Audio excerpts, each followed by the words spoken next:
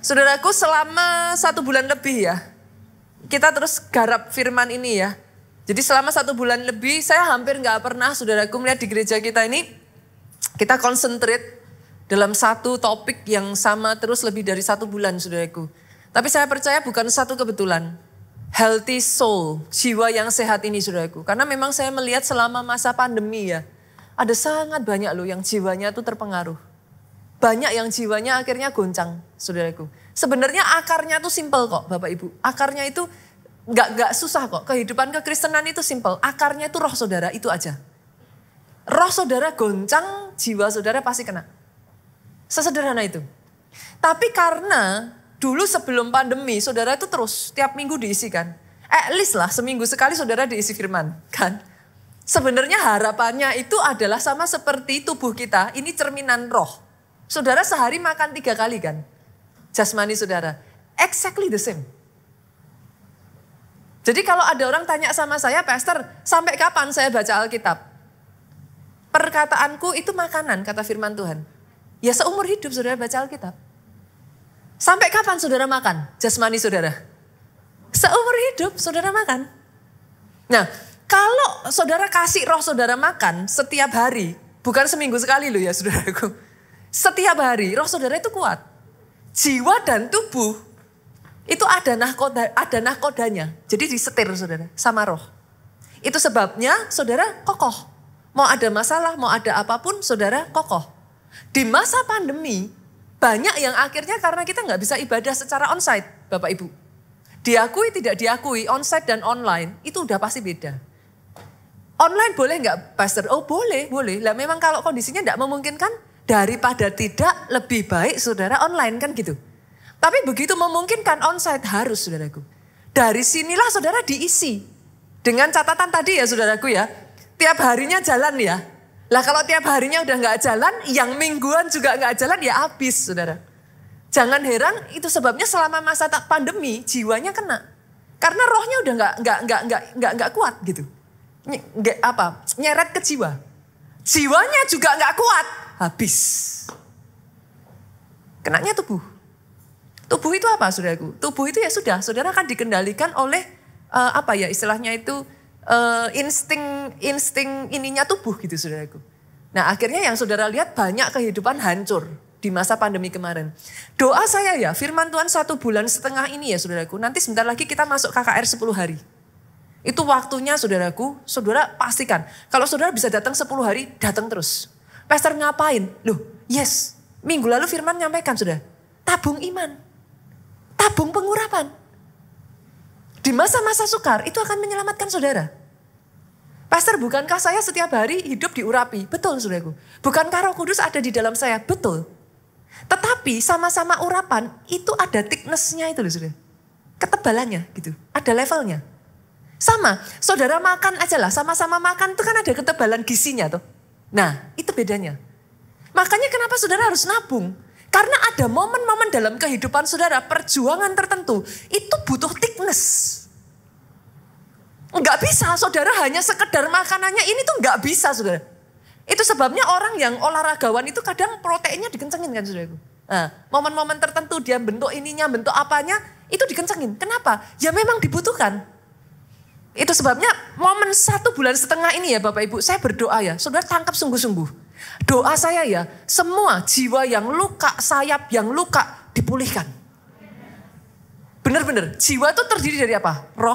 Saudaraku, pikiran, hati, kehendak. Itu jiwa. Pulihkan. Hari ini saya akan menyentuh area pikiran saudara. Gantian ya, saya akan menyentuh di area pikiran. Hari ini saya akan berbicara tentang healthy mindset. Pola pikir yang sehat. Perhatikan ini saudaraku. Your mindset determine your life. Pola pikir saudara itu menentukan hidupmu. Itu sebabnya penting punya healthy mindset.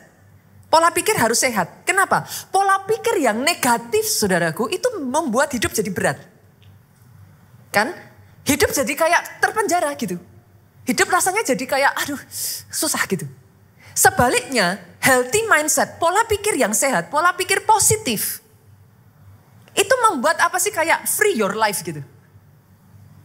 Hidup itu jadi lebih ringan. Sama-sama ngadepin masalah lebih ringan. Akhirnya ya saudaraku, hidup itu rasanya jadi lebih kuat. Jadi indah. Oke? Hari ini saya akan mengajak saudara untuk lihat dulu firman Tuhan itu bicara apa tentang pola pikir. Dari situ nanti kita lihat. Bagaimana kalau ternyata pastor saya udah punya pola pikir salah, gimana cara saya ngubahnya? Kita lihat ya saudaraku. Kita buka dulu Roma pasal 12 ayatnya yang kedua. Ayat ini ngomong gini. Janganlah kamu menjadi serupa dengan dunia ini.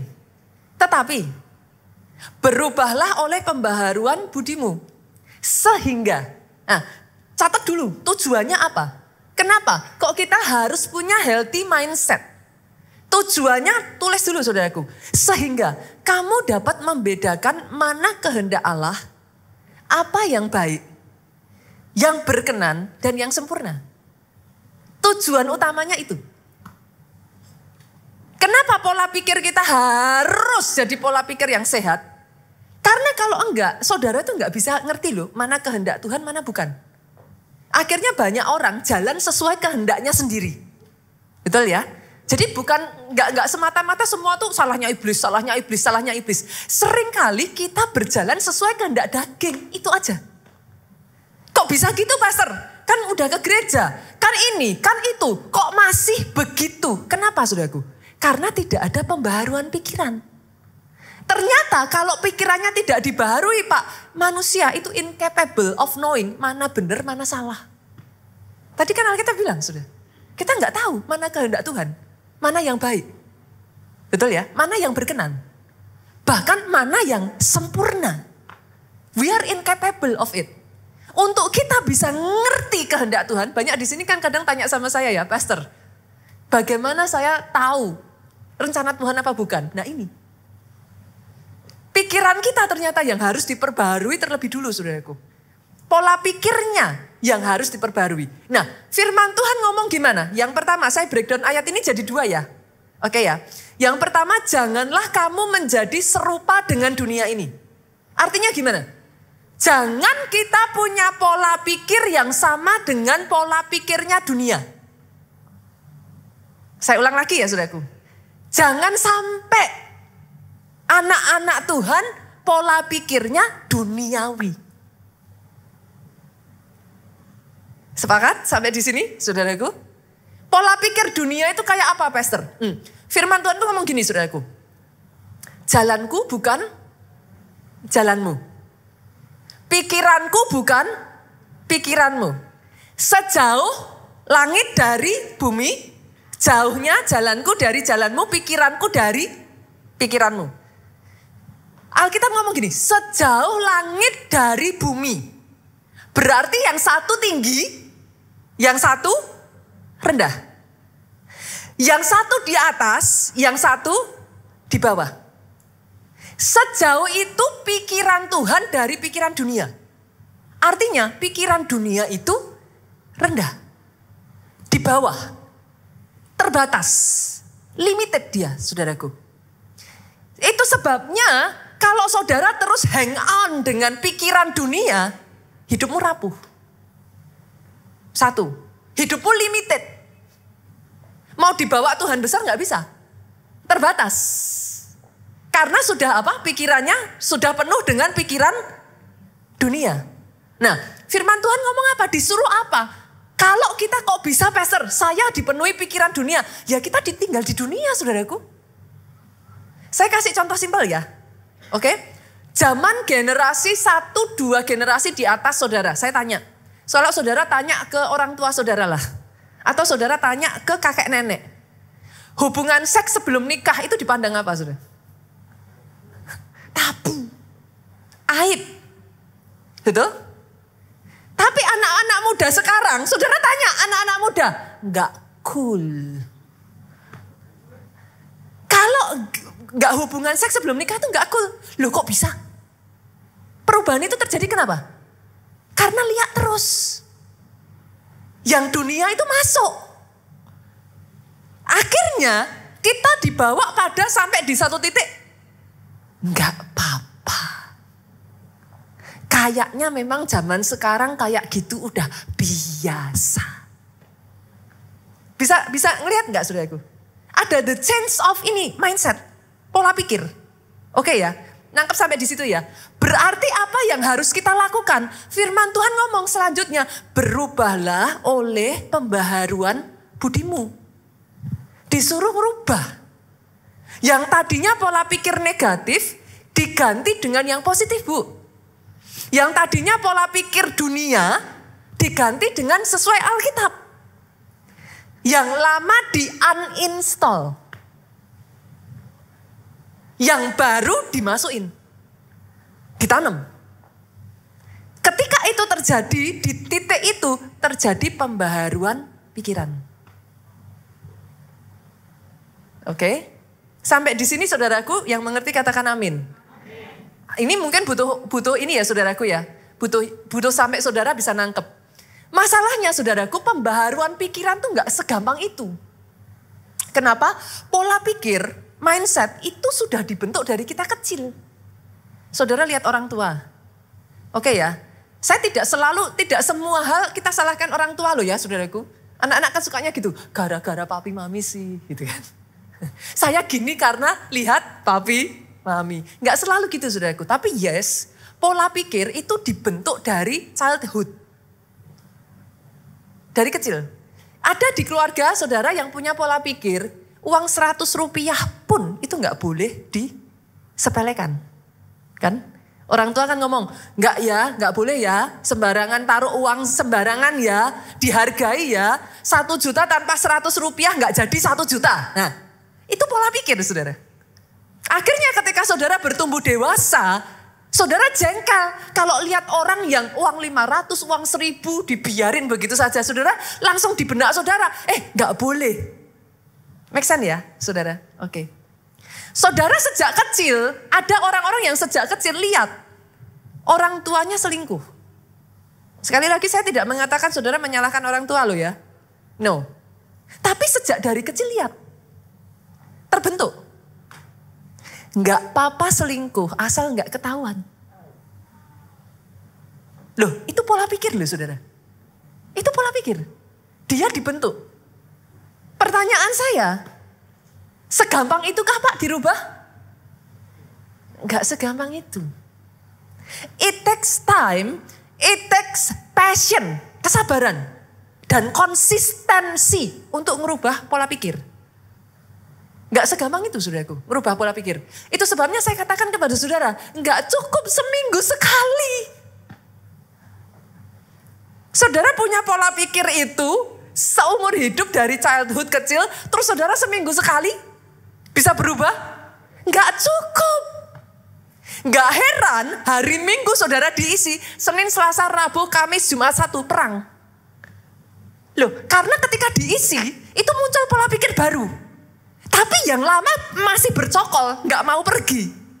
Perang dia, tabrakan. Nah tinggal mana yang menang? Tinggal mana yang menang? Mengubah pola pikir itu seperti gini saudaraku. Ibarat pikiran kita ini gelas ya. Saudara isi dengan kopi. Kopi warnanya apa? Hitam coklat pekat lah ya saudaraku. Oke. Sekarang saudara kepengen nih, saya gak suka warna gelas itu jadi hitam. Coklat pekat. Saya mau jernih. Apa yang harus saudara lakukan? Apa saudaraku? Seandainya pola pikir kita tuh segampang dibuang isi kopi ganti air putih itu udah enak saudara. Tapi gak bisa. Kalau gak bisa what should you do? Apa yang saudara harus lakukan? Kita baca ya ayatnya. Apa yang dikatakan firman Tuhan? Gimana caranya kita merubah pola pikir yang existing, yang salah, yang negatif, yang sudah ada, yang duniawi, jadi pola pikir yang benar. Kita lihat ya ayatnya, yuk.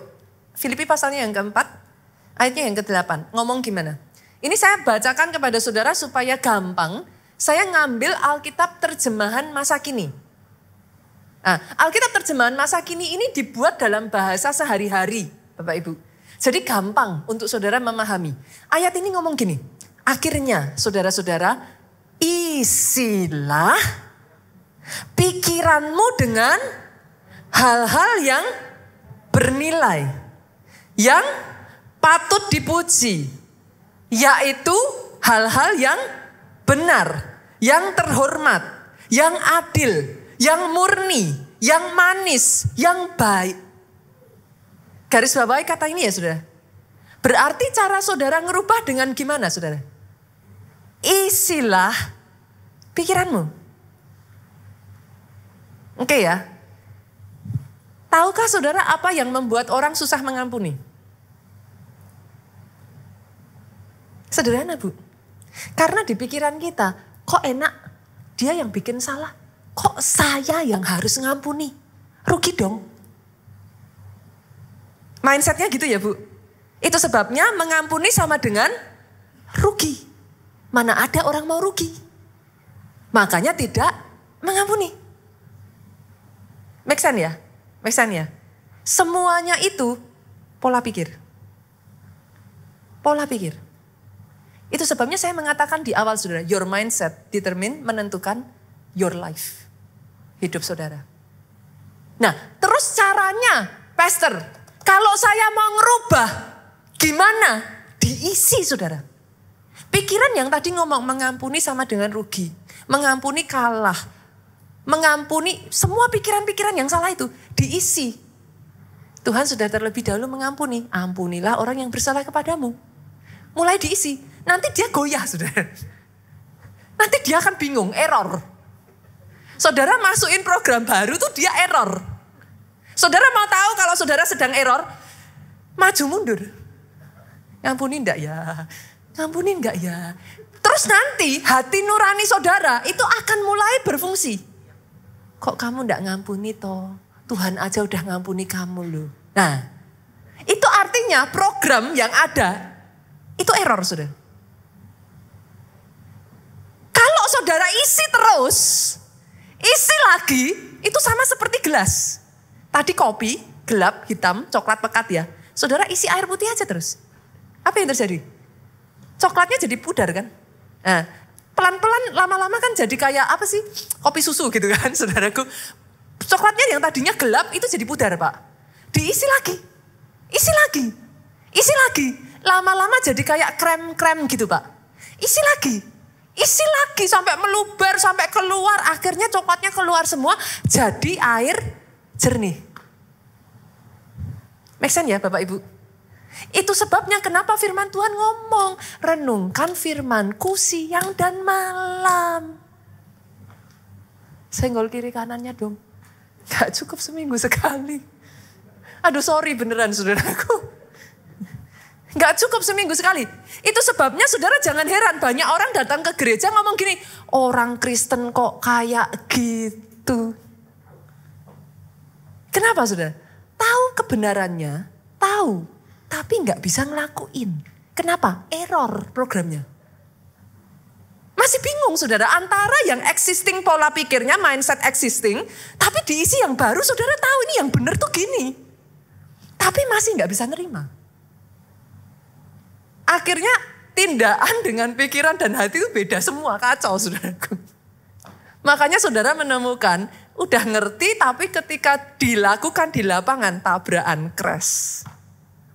Tingkah lakunya masih pola pikir lama. Gak ada cara lain. Isi terus. Doa saya ya di tempat ini ya saudaraku. Ada orang-orang yang sungguh-sungguh benar-benar renungkan firman itu. Siang dan malam, siang dan malam, siang dan malam. Isi lagi, isi terus, isi lagi, isi terus. Sampai di titik apa saudara? Jalan Tuhan jadi jalan kita. Pikiran Tuhan jadi pikiran kita. Di saat itu saudara gak akan bingung lagi mana kehendak Tuhan. Apa yang baik, apa yang berkenan, apa yang sempurna. Saudara gak bingung. Make sense? Make sense ya? Boleh ya? Oke. Berikutnya, saya ingin mengajak saudara untuk, apa yang harus diinstal, Pastor? Banyak, saudaraku. Banyak. Karena dari dunia ini aja ya, saudara, kita itu udah, sangat banyak pola pikir dunia. Saudara mungkin gak sadar ya. Sangat banyak pola pikir dunia mempengaruhi kita loh. Sesederhana, bumi itu bulat. Dunia akan terus berputar.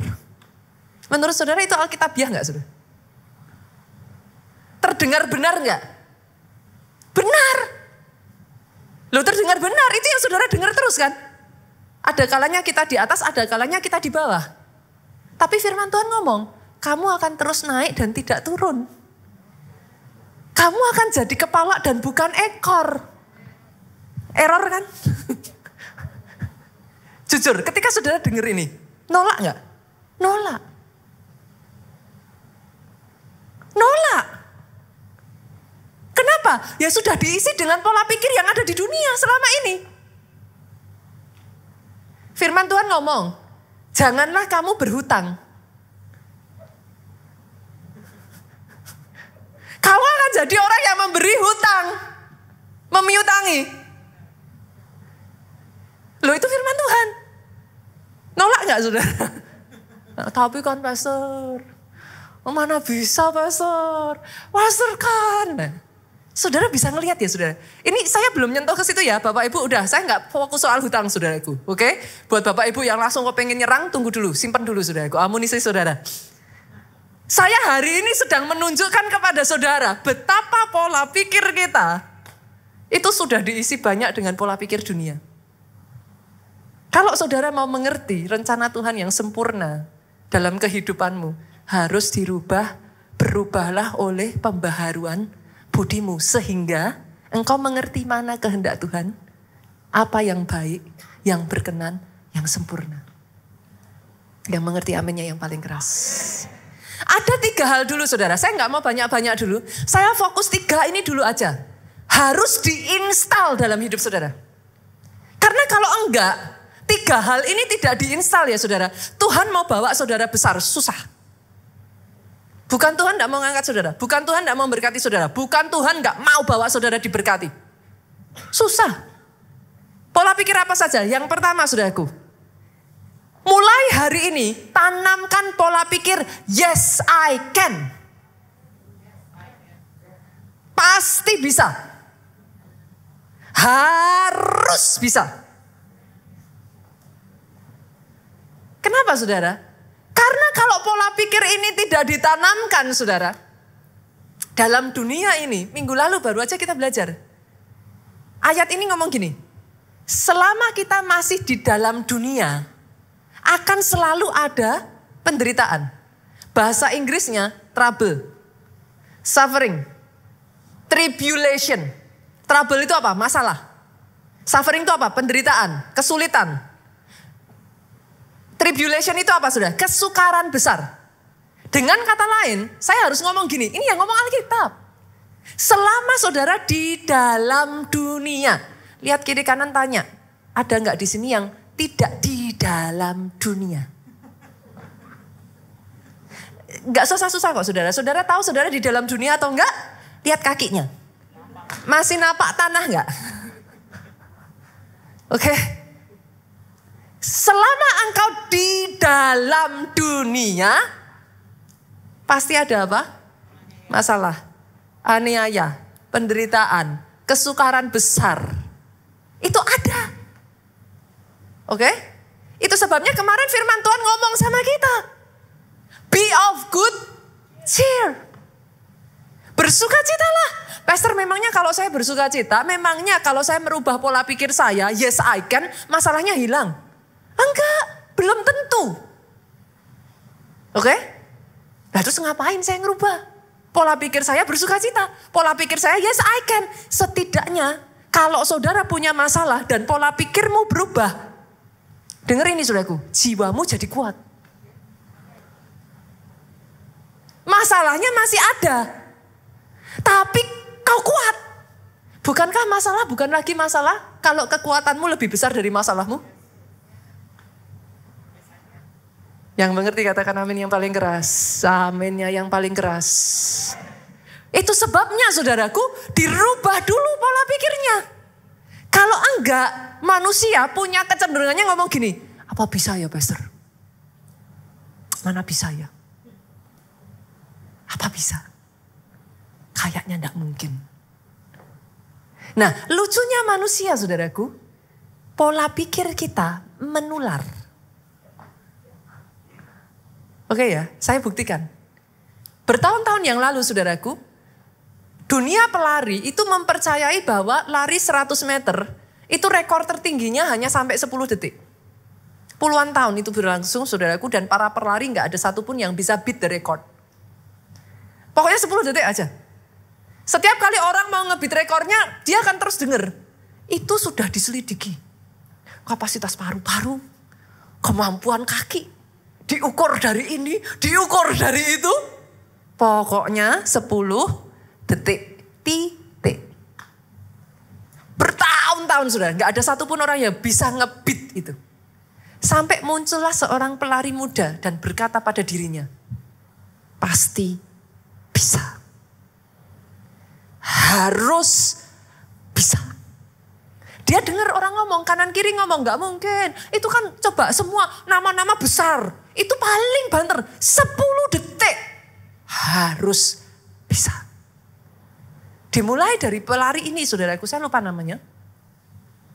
Tercetaklah rekor baru, Bu.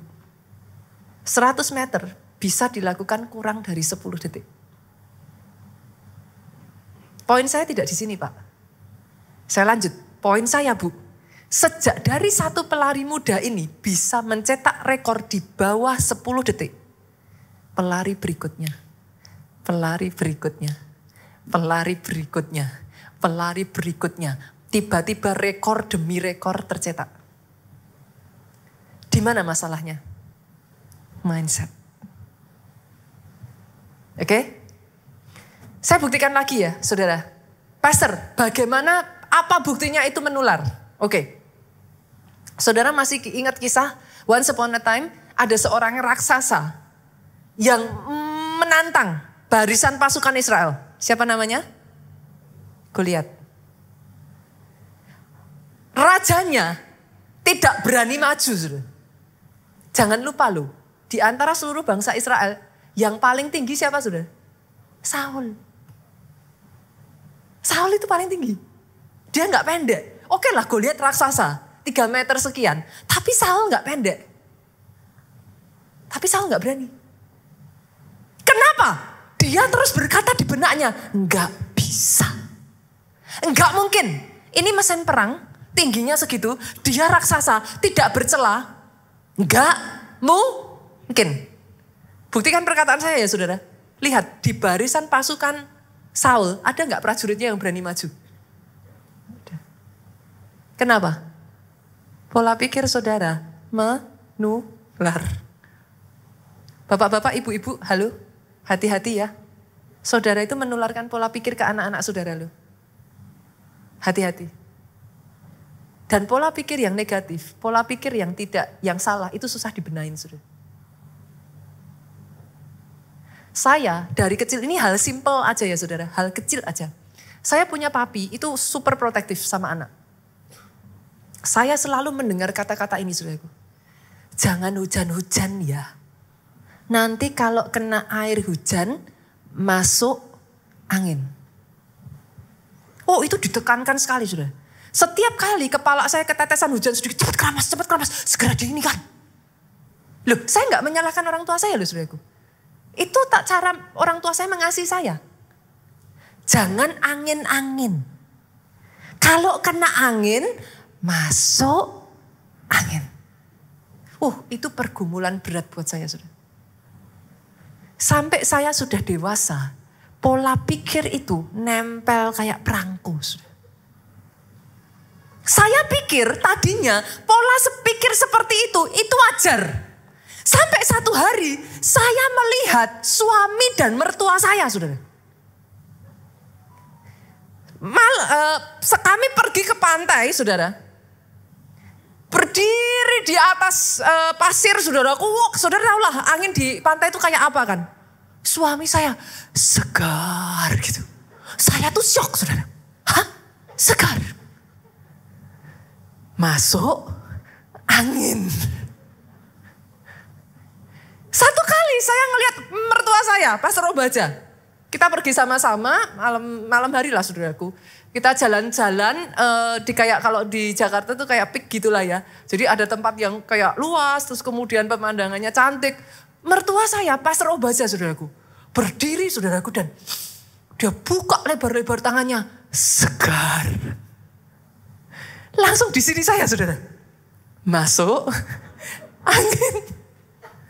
Itu pertentangannya gak gampang loh, saudara. Saudara bisa mengerti, itu hal kecil. Saya tuh disembuhkan. Saudara tahu cara Tuhan sembuhkan saya. Di Afrika, kami sepanjang hari duduk. Ini ada beberapa yang pernah ikut. Kipas anginnya itu gedenya, saudaraku. Dari sini sampai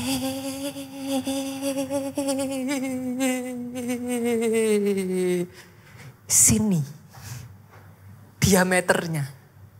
Ditaruh di atas kami.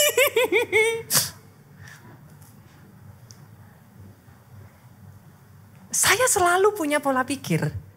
Kalau keringetan, kena angin, masuk. Saya selama di Afrika sekian hari, kami mencoba pindah tempat duduk di sini, pindah tempat duduk di sana, pindah tempat duduk dimanapun. Wah, itu kipas angin maha dahsyat, saudaraku.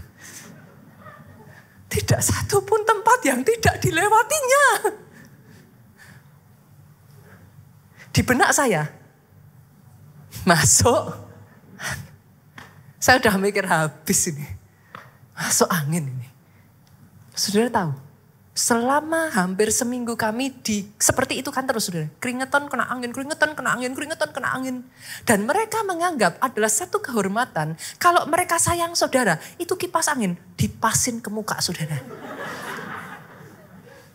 Itu kehormatan. Saya itu udah berkali-kali ya, saudara. Kipasnya tak balik ke sana, kipasnya tak balik. Justru mereka yang lain ditarik lagi, saudara. Pasin muka.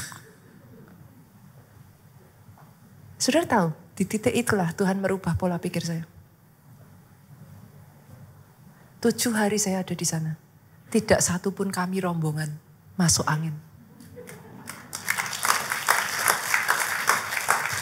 Tuhan harus break pola pikir saya itu ya, saudara. Sampai akhirnya saya berpikir, loh kok bisa? Ternyata kena angin tidak sama dengan masuk angin. Saya belajar kayak mertua saya. Segar. Itu hal sekecil itu loh, saudara. It takes time. Menular. Goliat, saudaraku, singkat cerita muncullah Daud. Daud mengalahkan Goliat enggak, saudara? Kalah. Lihat, saudara. Sejak Goliat dikalahkan oleh Daud. Yang tadinya Saul rajanya beserta prajurit turun sampai ke bawah, enggak ada yang berani, Pak. Pola pikirnya, kita tidak bisa menang lawan raksasa. Sejak Goliat dikalahkan Daud.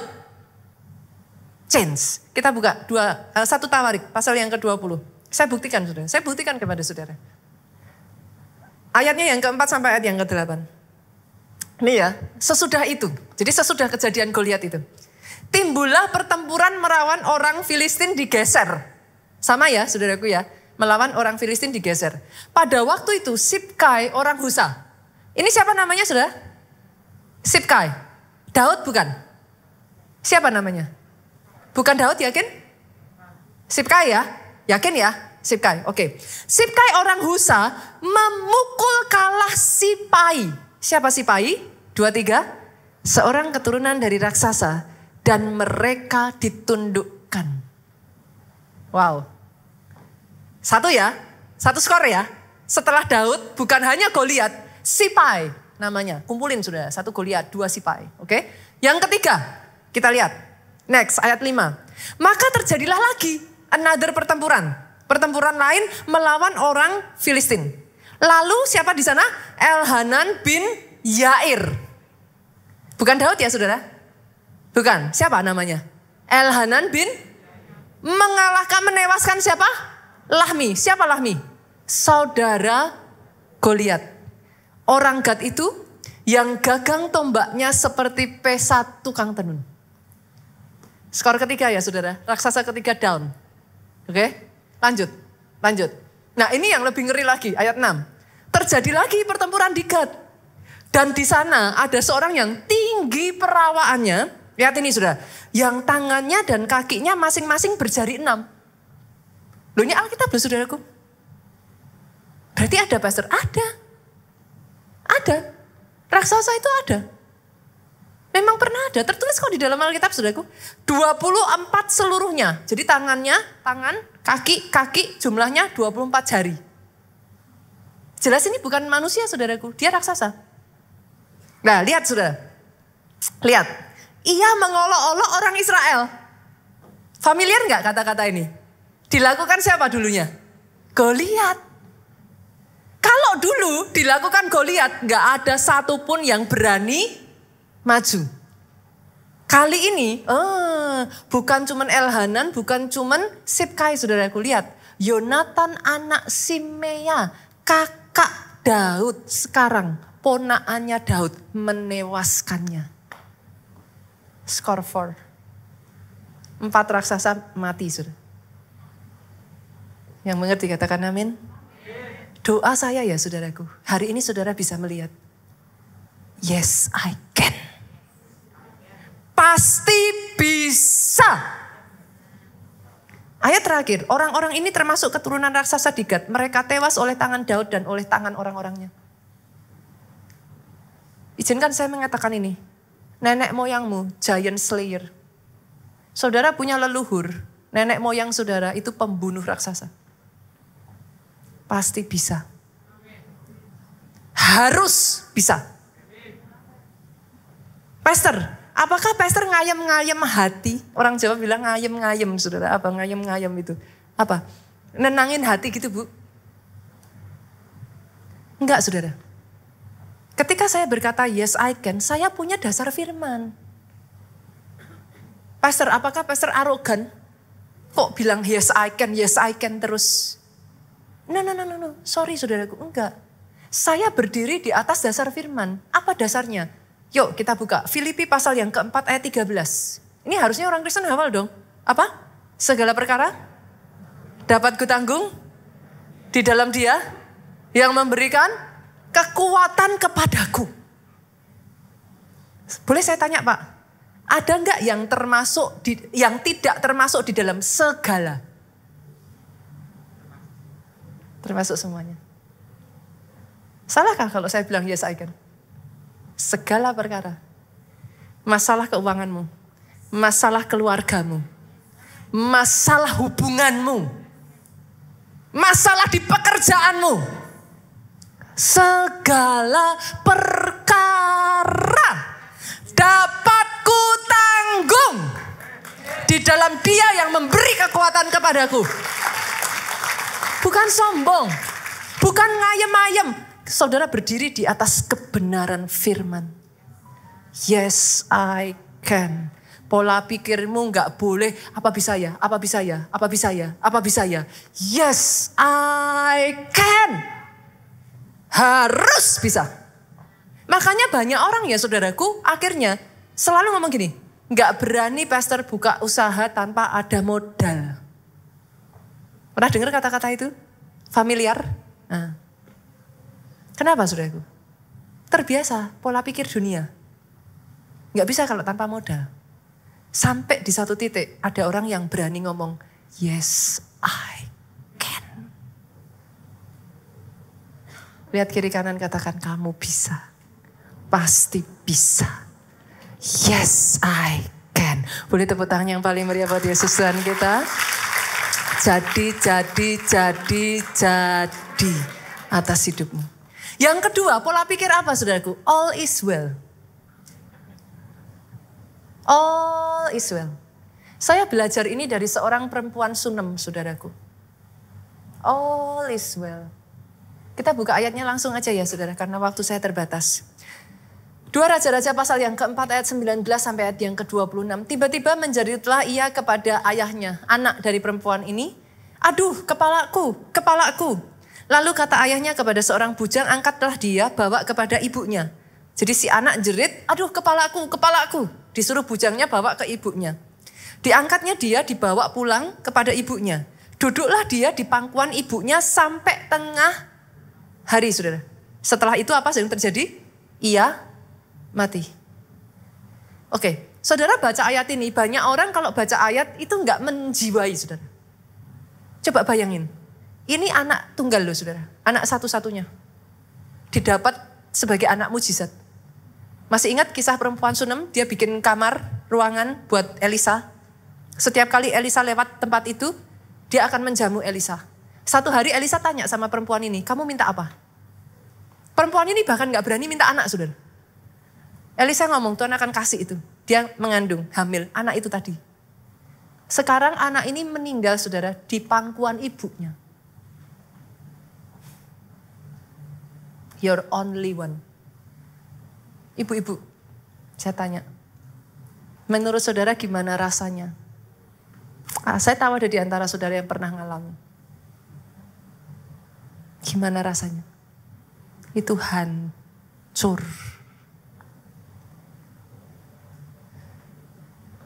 Gak bisa dideskripsikan, saudara. Saya baca ayat ini ya, saya gak habis pikir. Setelah itu terjadi, lihat apa yang dilakukan wanita ini. Naiklah perempuan itu, dibaringkannya dia di atas tempat tidur Elisa. Abdi Allah itu. Ditutupnya pintu, dia pergi sehingga anak itu saja di dalam kamar. Anak itu sendirian, dia sudah meninggal. Sesudah itu ia memanggil suaminya serta berkata, suruh kepadaku salah seorang bujang dengan membawa seekor keledai betina. Aku mau pergi dengan segera kepada abdi Allah itu dan akan terus pulang. Berkata suaminya, ngomong dong, mengapakah kamu pada hari ini engkau hendak pergi kepadanya? Kondisi kayak gitu loh. Kenapa? Padahal sekarang bukan bulan baru, bukan hari sabat. Apa jawab perempuan itu, saudaraku? Apa jawab perempuan itu? Coba tempatkan saudaraku pada posisi seorang yang sedang kehilangan anak. Satu-satunya. Didapat sebagai anak mujizat. Iman seperti apa yang dimiliki perempuan ini, saudara? Dia ngomong sama suaminya, don't you worry, don't be afraid. Saya lanjutkan ya, saudara. Perempuan itu dipelananya lah keledai itu dan berkata ia kepada bujangnya, turunlah dan majulah. Jangan tahan aku dalam perjalananku, kecuali apabila aku katakan kepadamu. Intinya dia cepatlah, saudara. Demikian perempuan itu berangkat dan pergi kepada abdi Allah di Gunung Karmel. Naik gunung, saudara dia. Segera sesudah abdi Allah melihat, jadi Elisa sudah ngelihat dari jauh. Berkatalah ia kepada Gehazi bujangnya, lihat perempuan Sunem itu datang. Suruh apa? Elisa suruh apa? Lari, songsonglah dia, katakan kepadanya, selamatkah engkau? Selamatkah suamimu? Selamatkah anak itu? Oh, jawaban perempuan ini ngeri, saudara. Jawab perempuan itu apa dengan suara paling keras? 2, 3. Dalam bahasa Inggrisnya, all is well. Pastor, keadaannya itu gak baik-baik. Tapi dia ngomong, it is well. Dia kehilangan anak satu-satunya. Harusnya dia akan ngomong, mati aku. Habis sudah. Hidupku hancur. Berapa banyak anak Tuhan yang mengatakan itu dari mulutnya. Gak usah angkat tangan, saudaraku. Tapi hari ini kita mau belajar. All is well. All is well. Pastor, bagaimana kalau ternyata keadaan tidak berubah? Bagaimana kalau saya ngomong all is well, tapi tidak seperti wanita ini yang dari imannya anaknya dibangkitkan? Bagaimana kalau saya sudah ngomong all is well and all is not well? Izinkan saya mengatakan ini, saudaraku, kenyataan hidupmu tidak bisa merubah kebenaran firman Tuhan Allah turut bekerja dalam segala perkara. Adakah yang tidak termasuk segala perkara? Jawab pertanyaan saya, saudara. Ada enggak yang tidak termasuk segala perkara? Allah turut bekerja dalam kematian anakmu. Allah turut bekerja dalam kejadian buruk yang terjadi dalam hidupmu. Allah turut bekerja dalam hal-hal yang tidak mengenakan yang dia izinkan jadi atas hidupmu. Allah turut bekerja dalam segala perkara itu untuk mendatangkan kebaikan bagi saudara-saudara yang mengasihi Dia. Jadi atas hidupmu. Bahkan di dalam hal buruk pun ya saudara, Dia izinkan terjadi. Dia nggak tinggal diam. Dia masih bekerja. Itu sebabnya saudara bisa berkata, all is well. Yang terakhir saudara, kata-kata ini menyelamatkan saya saudaraku. Belajar punya pola pikir, this too shall pass. Pernah dengar kata itu saudara? This too shall pass. Dalam terjemahan bahasa Indonesianya apa saudara? Badai pasti berlalu. Kata-kata ini menyelamatkan saya saudara. Pada saat saya mengandung anak saya yang ketiga Jane, usia saya itu sudah mendekati angka kepala 4 saudaraku. Sangat beda dengan ketika saya mengandung anak pertama. Kebanyakan ibu-ibu yang hamil itu biasanya morning sickness 3 bulan lah ya. 2-3 bulan lah. Pada saat saya mengandung Jane itu ya saudaraku, saya itu muntah-muntah tuh sampai 8 bulan. Bukan cuma morning sickness, pagi, siang, sore. Itu 8 bulan isinya seperti itu, Bapak Ibu. Sampai akhirnya lahirlah Jane. Buat saya memperjuangkan Jane menjadi anak ASI itu tidak gampang, saudara. Saya benar-benar fight so hard. Kadangkala sudah berjuang, kita benar ke ASI, kita pompa, kita apa segala macam, saudaraku. Sudah sampai 1 jam dapat juga cuman seberapa. Kadang malam hari sampai udah air mata nangis ya saudara, rasanya udah kayak nggak kuat gitu. Rasanya udah benar-benar kayak Tuhan gimana gitu. Ada di sini yang ngalami kayak gitu? Saudara di titik di mana saudara tuh kayak sudah hampir nyerah gitu, kayak udah nggak kuat aja. Mungkin kalau saudara bisa ngomong, Pastor, kalau kayak gini terus bisa gila saya, Pastor. Saya belajar dari seorang yang mengalami kecelakaan dalam hidupnya saudaraku sampai dia kehilangan kaki dan tangannya. Pada saat dia bangun saudara, dia merasa dunianya runtuh. Sampai dia belajar satu perkataan ini. This too shall pass. Dia lalui hari demi harinya saudaraku. Setiap kali dia tidak tahu bagaimana cara memberi makan dirinya. Setiap kali dia tidak tahu berjalan aja harus bergantung sama orang lain. Dia berkata, this too shall pass. Momen itu saya diajarkan Tuhan saudara. Jangan makan semua masalah saudara seperti makan satu gajah besar saudara. Saya belajar. Makan dulu ekornya. Paling kecil kan saudara. Makan dulu ekornya. Pelan-pelan potong telinganya. Pelan-pelan makan satu demi satu. Sadari satu hal saudara. Tidak ada satupun di dunia ini penderitaan, krisis, masalah yang tidak berlalu. Oke? Tahun 98 yang membuat kurs dolar dari 2.000-2.500 naik ke 12,5-15.000 pun berlalu enggak saudara? Coba lihat kiri kanan, kau masih hidup? Engkau masih kondisimu baik adanya? You are well? Pandemi kemarin ada sebagian dari saudara yang merasa sampai kapan selesainya gitu kan? Berlalu enggak? Berlalu. Bahkan 7 tahun masa kelaparan di zaman Yusuf, itu masa yang berat. Pandemi 3 tahun doang loh saudara. Ini 7 tahun kebayang enggak kayak apa? Itu pun berlalu loh. And here you are. Strong. Standing strong. this too shall pass. Boleh Bapak Ibu? Belajar ya. Katakan dalam hidupmu. Ku tak akan menyerah pada apapun juga. Boleh bangkit berdiri jemaat Tuhan, come on. Semua yang ku bisa, tetapi ku berserah kepada kehendak-Mu.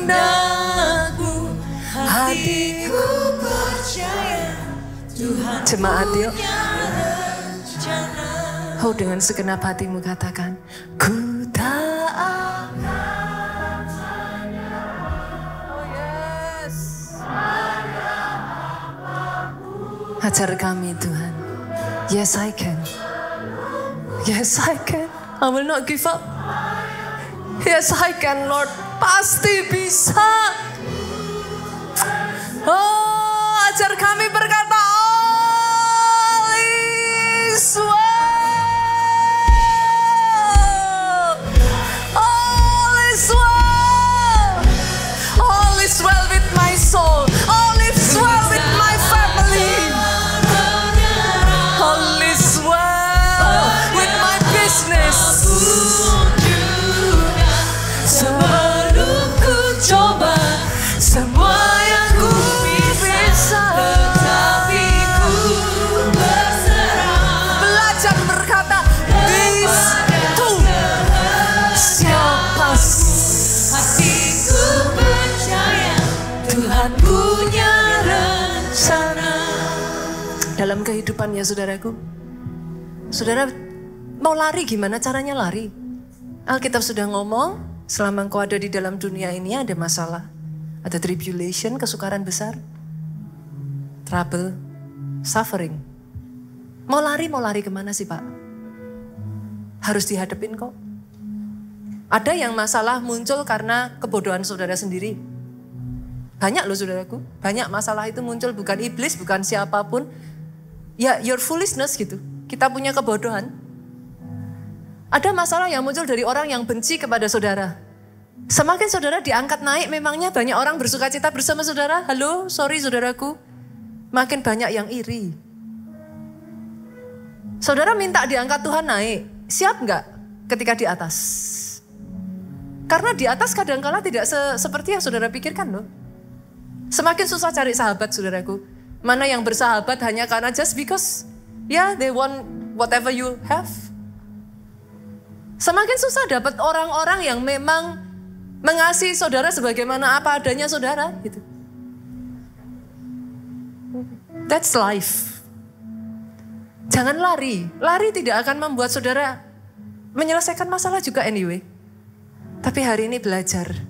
Belajar. Boleh di dalam dunia ada masalah. Masalah itu harus membuat kita semakin kuat. Next time the other problem comes, you are stronger. Next time the other problem comes again, you are even stronger than before. Jangan menyerah. Menyerah tidak akan membuat masalah hilang anyway. Yuk kuat-kuatan aja yuk. Yuk. Pastor, buat apa saya melakukan semuanya ini? Supaya engkau mengerti kehendak Allah. Diperbarui pikiran kita. Kita tahu mana yang baik, mana yang berkenan, mana yang sempurna. Jadi next time saudara gak bingung lagi. Engkau tahu engkau berjalan di jalannya Tuhan. Dan selama kita hidup sampai nanti kita pulangnya saudara. Kita mempermuliakan nama Tuhan. Oke? Keluarga Allah, boleh ya? Angkat kedua tanganmu saudaraku. Sejak dari hari ini saya perkatakan atas hidupmu, diberkatilah engkau oleh saudara. Amin. Diberkati keluargamu oleh Tuhan. Amin. Sehat badanmu. Amin. Baik jiwamu. Amin. Kuat rohmu. Amin. Panjang umurmu saudara. Seumur hidupmu, lidah bibirmu ini tidak berhenti menceritakan, menyaksikan betapa baiknya, dahsyatnya, hebatnya, ajaibnya Tuhan itu. Pulang saudaraku dengan membawa sukacita, damai, sejahtera Allah Bapa, cinta kasih Yesus Kristus, persekutuan di dalam rohnya yang kudus. Roh Kudus sekarang sampai selama-lamanya engkau yang diurapi, diberkati. Katakan dengan suara yang paling keras. Amin, amin, amin.